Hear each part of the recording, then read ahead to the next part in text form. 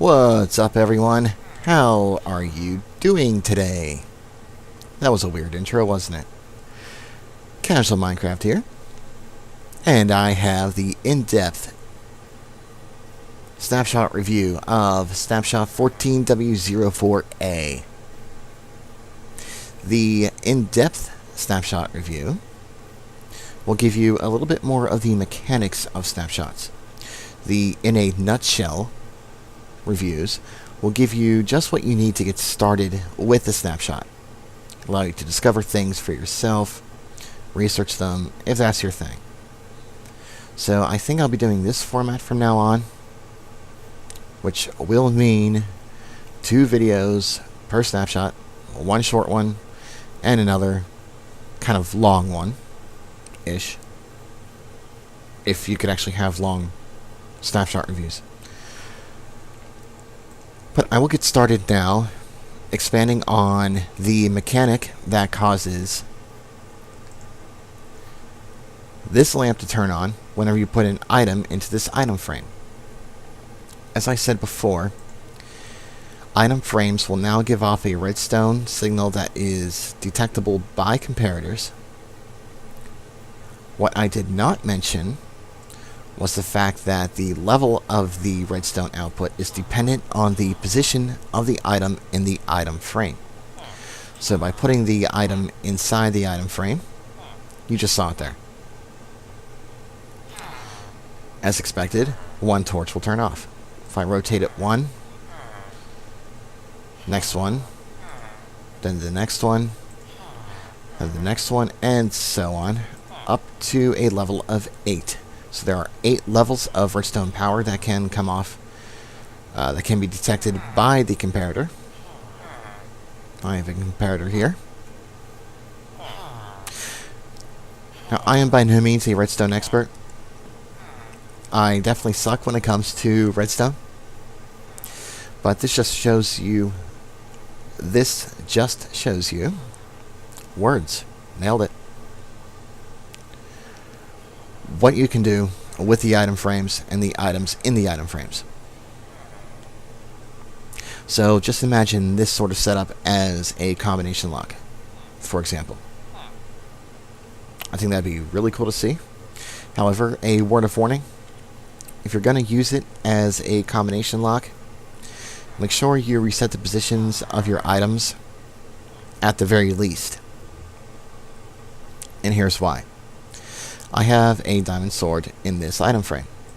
If I rotate it so it looks like this in the item frame, and then remove it, previous behavior was, or I should say behavior that you know, will be that the item frame, or the diamond sword, will be in the default position, as if you just put a brand new sword in there, brand new item frame, brand new sword. It will be in the default position, which was diagonally, like this. Not anymore. Item frames will now remember the rotation of items in the item frame. Now, it is not per item. This will happen with any item. So that was not a good example. Can I put an item frame in an item frame? Yes, I can. I should have known that. Why didn't I? The item frame... Actually, if you look at this item frame, the sword in there is vertical. If you remove the item frame, put the item frame back, then it'll be in the default position. So that would be the most secure way of making sure that if you do build a combination lock using the new mechanics with item frames, no one gets your combination. So moving along here, when I was demonstrating about bushes catching on fire, it was actually referring to dead bushes. Dead bushes will now catch on fire, as I will now demonstrate. So that bush, yeah, fire is spreading. Fire will spread to the other ones. And I Don't know why they're just disappearing instead of catching on fire. But you know, it's a snapshot. New features, there's gonna be bugs. There's no way around that. Next up here, you can finally craft moss stone. Or mossy cobblestone, whatever you call it. You can now craft it. And it is a shapeless recipe. All you need in a crafting grid is one vine, one cobblestone, anywhere in the crafting grid, and you get moss stone. So no more hunting for those pesky jungle temples to find these and other moss stone item things. Since crafting recipes for other moss stone, mossy stone brick, I believe, was in one of the previous snapshots, and now mossy cobblestone is in this snapshot. The Villager AI improved. Farmer villagers will now harvest and replant crops. However, at this point, all villagers can actually harvest and pick up dropped wheat. It may be a bug right now.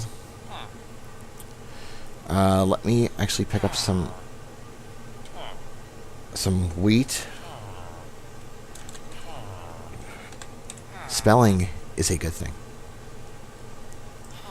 So there's some wheat. What happens if I drop it? Nothing. So I'm not sure whether it has to be a proper village in order for this to work.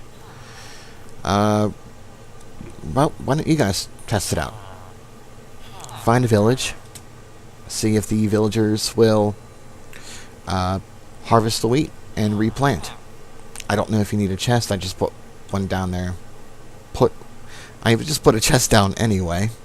I am having so many issues talking. Although I probably should have put this chest inside further so the villagers don't escape. But it's alright anyway. There were some changes to the F3 debug screen. As you can see here, the crosshairs changed into a 3D XYZ axis indicator. The blue line being the Z-axis, red being X-axis, and the Y being, or the green being Y.